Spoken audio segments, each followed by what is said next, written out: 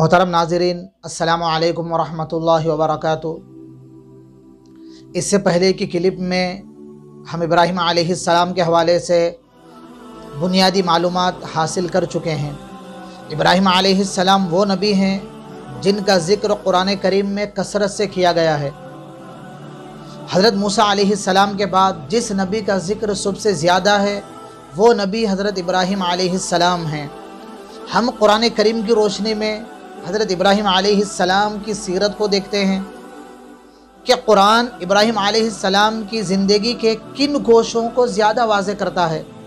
तो ये बात हमें समझ में आती है कि कुरान करीम ने इब्राहीम अलैहिस्सलाम की जो दावती ज़िंदगी है, इब्राहीम अलैहिस्सलाम का जो दावती मरहला है कि इब्राहीम अलैहिस्सलाम ने पहले किन लोगों को दावत दी, दावत दीन का आगाज़ कहाँ से किया, किस अंदाज में किया, इन पहलुओं को भी कुरान करीम ने बहुत वाज़े किया है। जहाँ जहाँ इब्राहीम अलैहिस्सलाम का ज़िक्र है, अक्सर बहुत सारी जगहों पर इब्राहीम अलैहिस्सलाम की दावती ज़िंदगी का भी ज़िक्र है। मुअज़्ज़ज़ नाज़रीन, हमें ये बात मालूम होना चाहिए कि दावत दीन का जज्बा ये तमाम अंबिया की मीरास है। अंबिया के मिजाज में जिस चीज़ का गलबा होता है वो गलबा दावत दीन का होता है, और दावत दीन ही तमाम अंबिया के दुनिया में मबऊस होने का मकसद है। और दावत दीन ही की वजह से जो दुश्मनान इस्लाम हैं वो हामियान इस्लाम बनते हैं, और दावत दीन ही की वजह से, दावत दीन के जज्बे से और अल्लाह के दीन को लोगों तक पहुंचाना, अल्लाह के दीन को आम करना, यही एक शक्ल है जो दीन को तमाम अदियान पर गालिब करेगी। गोया कि हमारा जो दीन है, दीन इस्लाम, ये दावती दीन है। आज दुनिया में मुख्तलिफ ममालिक में, तकरीबन दुनिया के हर मुल्क में मुसलमान पाए जाते हैं। उसकी वजह क्या है? हालांकि हमारे नबी हज़रत मोहम्मद सल्लल्लाहु अलैहि वसल्लम पूरी ज़िंदगी मक्का मुकर्रमा, मदीना मुनव्वरा और उसके अतराफ़ के इलाक़ों से कभी आप बाहर नहीं गए, लेकिन आपका जो दीन है, आपने जो तालीमात दी हैं, वो तालीमात पूरी दुनिया में पहुँच चुकी हैं। उसकी वजह यह है कि अल्लाह के नबी ने लोगों को दावत पर उठाया है। दावत दीन ये एक इस्लाम का एक बुनियादी तकाज़ा है, और इस मुल्क की भी सबसे बड़ी ज़रूरत दावत दीन की है। जहाँ अक्सर आबादी अल्लाह के नाफरमानों की हो, जहाँ की अक्सर आबादी गैर मुस्लिमों की हो, और जहाँ अक्सर आबादी अल्लाह के मुनकिरों की हो, तो वहाँ फिर दावत दीन से बड़ा कोई दूसरा काम कैसे बड़ा हो सकता है? जहाँ अल्लाह के नाफरमान ज़्यादा हों तो फिर वहाँ लाजमी तौर पर दीन का सबसे पहला तकाज़ा और दीन का सबसे बड़ा काम दावत दीन ही हो सकता है। और इस मुल्क के जो मसाइल हैं, उन मसाइल का एक हल इस मुल्क की जो आबादी है, गैर मुस्लिमों की जो आबादी है, दूसरे मज़हब वालों की जो आबादी है, उन लोगों तक इस्लाम का संजीदा और इस्लाम का एक जामे पैगाम उन लोगों तक पहुंचाना ज़रूरी है। अगर हम दीन के पहुंचाने में और दीन की तबलीग में अगर कोताही करेंगे तो फिर उसकी एक सज़ा तो दुनिया में मिलेगी, और फिर आखिरत में हम अल्लाह के सामने कोई उज़्र नहीं पेश कर पाएंगे। मुअज़्ज़ज़ नाज़रीन, ये बात जहन में रहे कि दावत दीन ही के बाद अल्लाह की तरफ से फ़ैसले होते हैं। तबलीग दीन के बाद ही या तो लोगों को हिदायत दी जाती है, या तो फिर हुज्जत मुकम्मल होने के बाद या तो फिर लोगों को हलाक किया जाता है। यहाँ ये बात मैं वाज़े करना चाहता हूँ कि लोगों तक अल्लाह का दीन पहुँचाए बग़ैर, दावत दीन की सरगर्मियों के बग़ैर और दावत दीन का कोई खातिर खा نظام بنائے بغیر صرف ہدایت کی دعائیں کرنا یہ کوئی مناسب کام نہیں ہے۔ یقیناً دعائیں تو اپنی جگہ ہونی چاہیے، لیکن ہدایت کا عام ہونا یہ دعوت پر منحصر ہے۔ دعوت دین اگر ہم کریں گے ایک ایک بندے تک، اللہ کے ایک ایک بندے تک، ایک ایک فرد تک جب اللہ کی بات پہنچے گی، نبی کی بات پہنچے گی، جو سنجیدہ لوگ ہوں گے، جو خوش نصیب ہوں گے تو وہ خوش نصیب ہو جائیں گے، جو بدبخت ہوں گے وہ اور بدبخت ہوں گے۔ ہدایت پھیلنے کا واحد ذریعہ دعوت دین ہے۔ اسی طرح دعوت دین سے حجت بھی پوری ہوگی۔ ہم دعوت دین کے بغیر لوگوں کے لیے، دشمنان اسلام کے لیے صرف قنوت نازلہ پڑھتے رہیں، ان کی بربادی کے لیے بد دعائیں کرتے رہیں، تب بھی وہ قوم برباد نہیں ہوگی۔ یہ اللہ کا مزاج ہے، یہ قرآن ایک اصول ہے کہ اس قوم کو اللہ تعالیٰ کبھی برباد نہیں کرتے جب تک اس قوم تک اللہ کا پیغام نہ پہنچ جائے۔ حجت پوری ہوگی تبھی اللہ کی طرف سے پکڑ آئے گی۔ دعوت دین یہ ہدایت کے پھیلنے کا بھی ذریعہ ہے۔ ہدایت پھیلے گی وہیں دعوت دین یہ اتمام حجت پوری ہونے کا ذریعہ ہے۔ حجت پوری ہوگی تو پھر اللہ کی طرف سے کارروائی ہوگی۔ تو خلاصہ یہ ہے کہ دعوت دین یہ انبیاء کا ایک بڑا جذبہ ہے۔ دعوت دین یہ انبیاء کے مقاصد میں ایک بڑا مقصد ہے۔ ابراہیم علیہ السلام کی زندگی کو ہم دیکھتے ہیں دعوت دین کے تناظر میں، تو دعوت کے کئی اصول ہمیں سمجھ میں آتے ہیں۔ دعوت کی کئی راہیں ہمارے سامنے کھلتی ہیں۔ اسی وجہ سے اللہ تبارک و تعالیٰ نے ابراہیم علیہ السلام کی دعوت زندگی کو بہت زیادہ ہائی لائٹ کیا ہے۔ دعوت دین کا آغاز کہاں سے ہو؟ دعوت دین کی شروعات ہم کس جگہ سے کریں؟ دنیا کے کس گوشے سے کریں؟ کس ملک سے کریں؟ کس علاقے سے کریں؟ یہ بھی بڑا مسئلہ ہے۔ ابراہیم علیہ السلام کی سیرت دیکھتے ہیں تو یہ بات معلوم ہوتی ہے کہ دعوت دین کا آغاز خود ہمارے اپنے گھر سے ہو۔ ابراہیم علیہ السلام نے دعوت دی، اذ قال لأبیہ یا ابت لم تعبد ما لا يسمع ولا يبصر ولا يغنی عنک شیئا۔ اس آیت سے یہ اصول معلوم ہوتا ہے کہ دعوت دین کا آغاز، اصلاح و تربیت کا آغاز خود اپنے گھر سے ہو۔ اور اس میں پہلو یہ بھی ہے، جب ہم چھوٹوں کو دعوت دیں تو ہمارے انداز میں شفقت کا غلبہ ہو، جب ہم بڑوں کو دعوت دیں تو اس میں اکرام کا پورا لحاظ ہو۔ جیسے ابراہیم علیہ السلام نے کہا کہ اے میرے ابا جان، اکرام کا اس میں پورا لحاظ کیا گیا۔ تو دعوت دین کی شروعات خود ہمارے اپنے گھر سے ہو۔ آج ہر ایک کو فکر ہے کہ فلاں ملک والے صحیح ہو جائیں، فلاں علاقے والے صحیح ہو جائیں، مسلمانوں میں یہ خرابیاں ہیں، مسلمانوں میں وہ خرابیاں ہیں، فلاں کام کر رہے، فلاں برائی کر رہے، فلاں خرابیاں ہماری قوم میں ہیں۔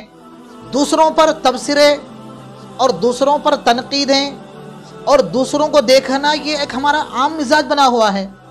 حالانکہ دعوت دین کی اصلاح و تربیت کا آغاز جو ہوتا ہے وہ اپنے گھر سے اور اپنے جو ماتحت ہیں ان سے ہوتا ہے۔ دعوت دین کا پہلا اسٹیپ خود ہماری اپنی ذات اور اپنے متعلقین اور اپنے گھر والوں کی اصلاح ہے۔ اسی طرح دعوت دین کا ایک اور اصول معلوم ہوتا ہے کہ دعوت دین میں جو جذبہ ہوتا ہے وہ جذبہ محبت والا ہوتا ہے، وہ جذبہ خیر خواہانہ ہوتا ہے۔ انبیاء کسی پر تنقید نہیں کرتے۔ دعوت کا جو انداز ہو اس میں تنقید نہ ہو۔ تنقید کرنا، تردید کرنا، تانے دینا، مذاق اڑانا اور فتوے لگانا اور بغض رکھنا یہ داعیوں کا طریقہ کار نہیں ہے۔ انبیاء جو دعوت دیتے ہیں وہ اپنی دعوت میں بہت مخلص ہوتے ہیں، انداز محبت بھرا ہوتا ہے۔ اس لیے حضرت موسیٰ علیہ السلام کو اللہ نے فرمایا فَقُولَا لَهُ قَوْلًا لَيِّنًا، جب فرعون جیسے سرکش کے پاس بھیجا گیا تو فرمایا گیا فرعون کے پاس جا کر نرم بات کرو، شاید کہ نصیحت قبول کر لے۔ داعی کے انداز میں نرمی ہو، اور داعی یہ خیر خواہانہ جذبے کے ساتھ دعوت دے۔ تنقید اور تردید یہ کبھی دعوت کا اسلوب نہیں رہا۔ اسی طرح ایک دعوت کا اصول یہ معلوم ہوتا ہے دعوت دین کا کہ حضرات انبیاء دعوت کا جس طبقے کو پہلے مخاطب بناتے ہیں وہ طبقہ اس علاقے کا با اثر طبقہ ہوتا ہے۔ انبیاء علیہم السلام سب سے نچلے طبقے سے اپنے کام کا آغاز نہیں کرتے، بلکہ اپنے علاقے کے جو رئیس ہوتے ہیں، مالدار ہوتے ہیں، کسی بھی اعتبار سے با اثر ہوتے ہیں، فکری ذہنی اعتبار سے، مالداری کے اعتبار سے، یا جسمانی طاقت اور صلاحیت کے اعتبار سے، یا حسب نسب اور قبیلے کے اعتبار سے، با اثر لوگوں ہی سے حضرات انبیاء اپنی دعوت کا آغاز کرتے ہیں۔ اس میں بہت ساری حکمتیں ہیں، کسی اور موقع پر بطور خاص اس موضوع پر روشنی ڈالی جائے گی۔ عام طور پر اس زمانے میں جو دعوت کا کام کر رہے ہیں، ایک چیز یہ دیکھی گئی کہ عیسائیوں کی دیکھا دیکھی کہ دعوت کی تمام سرگرمیاں، دعوت دین کی تمام سرگرمیاں صرف غریب اور نچلے طبقے تک ہی محدود رکھی جا رہی ہے۔ اب عیسائیوں میں تو ان کا یہ فلسفہ ہے کہ کسی نہ کسی طرح لوگوں کو عیسائی مذہب میں داخل کر لیں اور اپنی تعداد بڑھا لیں۔ تعداد بڑھانا مقصود ہے، اس لیے وہ غریب غربا کے پاس، نچلے طبقے کے پاس جا کر اپنا پیغام پہنچاتے ہیں، جیسا بھی ہو، جو بھی شکلیں ہوں، وہ ان کو اپنا ہم نوا بنا لیتے ہیں۔ لیکن اسلام میں کبھی بھی دعوت دین کا مقصد تعداد بڑھانا، یہ چیز پیش نظر نہیں رہی۔ اسلام کی دعوت کا مقصد لوگوں کو اللہ کی بندگی پر جمانا، اللہ کا جو نظام ہے اس نظام کو قائم کرنا۔ اس کے لیے جو لوگ سب سے زیادہ فائدہ مند ہوتے ہیں اور اس کے لیے دین کے نظام کے قیام کے لیے جو لوگ زیادہ مفید ہوتے ہیں، یہ بالکل ظاہر بات ہے کہ جو اب با اثر لوگ ہوتے ہیں وہی زیادہ مفید ہوتے ہیں۔ اس لیے ابراہیم علیہ السلام کی سیرت کو دیکھتے ہیں تو یہ بات معلوم ہوتی ہے کہ ابراہیم علیہ السلام نے خود اپنے والد کو دعوت دی۔ ایک تو والد ہونے کے ساتھ ساتھ وہ مذہبی اعتبار سے بھی ایک بڑی حیثیت کے مالک تھے، مذہبی آدمی تھے اور بادشاہ کے خاص وزراء میں شامل تھے۔ اسی طرح ابراہیم علیہ السلام نے اپنے وقت کے بادشاہ نمرود کو بھی دین کی دعوت دی۔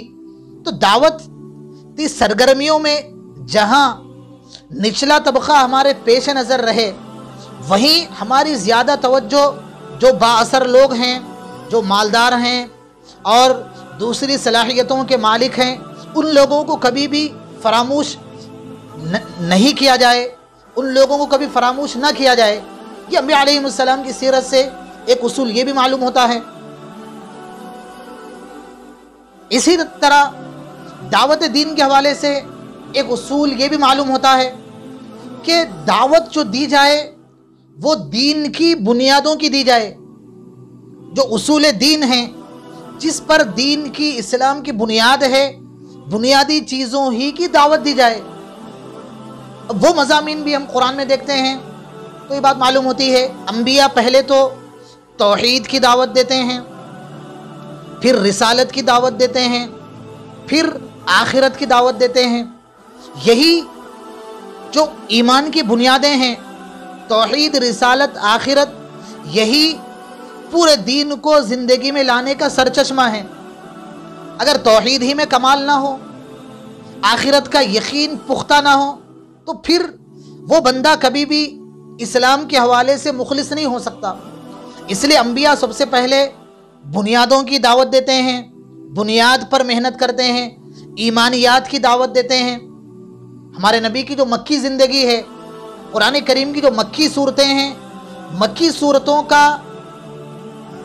مرکزی مضمون توحید ہے۔ پوری مکی دور میں اللہ کے نبی صلی اللہ علیہ وسلم نے لوگوں کو توحید کی دعوت دی، اور مسلمانوں کے رگ و ریشے میں توحید کو اللہ کے نبی صلی اللہ علیہ وسلم نے بھر دیا۔ یہی توحید پورے دین کی بنیاد ہے۔ انبیاء اصول دین کی اور بنیاد دین کی دعوت دیتے ہیں، جزوی مسائل کی اور اپنے اپنے مسالک کی اور نادر تحقیقات کی انبیاء علیہم السلام دعوت نہیں دیتے۔ آج کچھ لوگوں کو دیکھتے ہیں تو بڑی حیرت ہوتی ہے، بڑا افسوس ہوتا ہے کہ پوری کی پوری صلاحیتیں، پورا کا پورا لٹریچر اور پوری کی پوری سرگرمیاں صرف جزوی مسالک اور جزوی مسائل کی تشہیر پر ہماری تمام چیزیں خرچ ہو رہی۔ لٹریچر دیکھا جائے تو اکثر لٹریچر صرف جزوی مسائل سے بھرا ہوا ہے، اور ہماری پوری سرگرمیاں صرف جزوی مسائل کی ترویج میں صرف ہو رہی ہیں۔ اس پر تو بحث کرنے والے بہت ہیں کہ اللہ عرش پر ہے یا اللہ کہاں ہے، لیکن اس امت کا ایک بڑا طبقہ، اس ملک کا بڑا طبقہ اللہ کے وجود ہی کا منکر ہے۔ یہاں محنت اس بات پر ہو کہ اللہ کو پہلے کیسے منوایا جائے، اللہ کی وحدانیت کو کیسے ثابت کیا جائے، اس پر محنت ہونے کے بجائے اللہ عرش پر ہے، اللہ زمین پر ہے، اللہ کہاں ہے، ان چیزوں پر ایک بڑی جماعت کی، ایک بڑی تعداد کی قوتیں صرف ہو رہی ہیں، اور معمولی سنتوں کے حوالے سے ہماری قوتیں ضائع ہو رہی ہیں کہ ہاتھ سینے پر باندھا جائے یا ناف کے نیچے باندھا جائے، آمین زور سے کہا جائے یا آمین آہستہ کہا جائے۔ اس ملک کا بڑا مسئلہ تو یہ ہے کہ یہاں کی اکثریت نبی کو، امام الانبیاء کو نبی نہیں مانتی۔ ہمارا سب سے بڑا تقاضا تو یہ ہے کہ لوگوں کو پہلے نبی منوایا جائے، پہلے اللہ کے نبی کی ذات کا تعارف کروایا جائے، پہلے نبی کی ذات منوائی جائے۔ یہاں سب سے بڑا مسئلہ تو یہ ہے۔ اور قیامت کے حوالے سے عذاب قبر کے بارے میں اختلاف کہ قبر کا عذاب ثابت ہے یا نہیں، ہوگا نہیں ہوگا۔ یہاں اس ملک کی اکثریت کا صورتحال یہ ہے کہ اس ملک کی اکثریت تو قیامت ہی کی منکر ہے۔ اصول دعوت میں یہ بات واضح کر رہا ہوں کہ انبیاء علیہم السلام اصول دین کی اور بنیاد دین کی دعوت دیتے ہیں، اور قرآن کریم میں امر بالمعروف اور نہی عن المنکر کی اصطلاح مشہور ہے۔ معروف کا امر کیا جائے، معروف یعنی وہ کام جو سب کے نزدیک مسلمہ ہوں، منکر وہ کام جس کو سب کی طبیعتیں جس سے کراہت کرتی ہیں۔ اس سے ایک نقطہ یہ بھی نکلتا ہے۔ تو بہرحال دعوت دین کا اور ایک اصول یہ ہے کہ دعوت دین کے ساتھ ساتھ اس دعوت کے مطابق ہماری عملی زندگی بھی ہو۔ آج ہماری صورتحال یہ ہے کہ ہم اپنی زبان سے تو کہتے ہیں اسلام دین میں تمام انسانوں کی کامیابی ہے، ہمارے اپنی زندگی کا یہ حال ہے کہ ہماری اپنی زندگی اسلام سے منحرف ہے، اور ہم لوگوں کو دعوت دیتے ہیں کہ نبی کی اطاعت کے بغیر اور نبی کی تعلیمات کے بغیر کوئی آخرت میں کامیاب نہیں ہوگا۔ لیکن ہماری اپنی صورتحال یہ ہے کہ کوئی ہمارا ایک کام بھی نبی کی تعلیمات کے مطابق نہیں ہے۔ ہماری دعوت اور عملی زندگی میں تضاد ہے، اور یہی ہمارا عملی تضاد ایک بڑی تعداد کو دین میں داخل ہونے سے روکے ہوئے ہے۔ جو دعوت ہو وہی زندگی میں ہو۔ دعوت تو ایک چیز کی دی جا رہی ہے، لیکن وہی چیز ہماری زندگی میں نہ ہو تو پھر اور لوگوں کو اس دعوت کے سچے ہونے میں شک ہوگا، اور لوگ تردد کریں گے، اور لوگ شک میں پڑیں گے۔ تو دعوت دین کے ساتھ ساتھ ہماری اپنی زندگی کا عملی سانچہ، ہمارے اپنی زندگی کی تربیت بھی اسی دعوت کے مطابق ہو۔ اور دعوت دین کے حوالے سے ایک اہم اصول یہ بھی ہے کہ دعوت دین کا مقصد ہمارے سامنے رہنا چاہیے۔ بہت سارے لوگ مقصد سامنے نہ رہنے کی وجہ سے دعوت دین کا کام کرتے کرتے مایوس ہو جاتے ہیں یا پھر بددل ہو جاتے ہیں۔ وہ یہ ہے کہ داعی کا کام کس حد تک ہے؟ داعی کا کام صرف اللہ کا پیغام محبت اور خیر خواہی کے ساتھ پہنچا دینا ہے۔ عمل پر مجبور کرنا، عمل پر زبردستی کرنا، اور جو بات میں کہوں فوراً وہ چیز مان لی جائے، فوراً لوگ اس پر عمل کرنا، یہ ایسی چیز ہے کہ حقیقت میں دعوتی جو راستہ ہے اس راستے سے ناواقفیت کا نتیجہ ہے۔ داعی کا کام واضح انداز میں ایسا انداز ہو کہ سمجھنے میں کوئی گنجلک باقی نہ رہے، اور نصیحت کے ساتھ، محبت کے ساتھ اللہ کا پیغام کلیئر انداز میں پہنچ جائے۔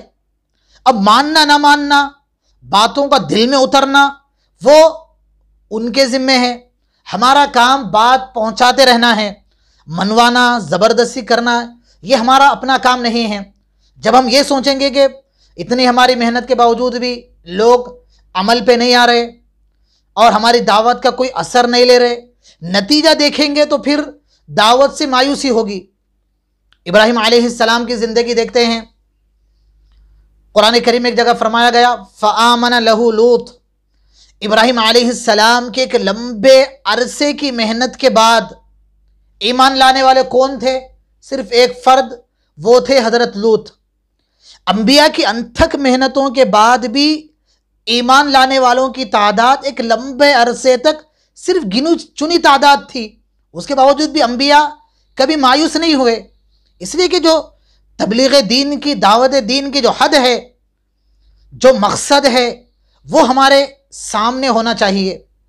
تو بہرحال یہ چند چیزیں دعوتی اصول کے حوالے سے، چونکہ ابراہیم علیہ السلام کی زندگی کے جن گوشوں کو قرآن نے واضح کیا ہے، ان گوشوں میں دعوتی زندگی ایک بڑا مرحلہ ہے۔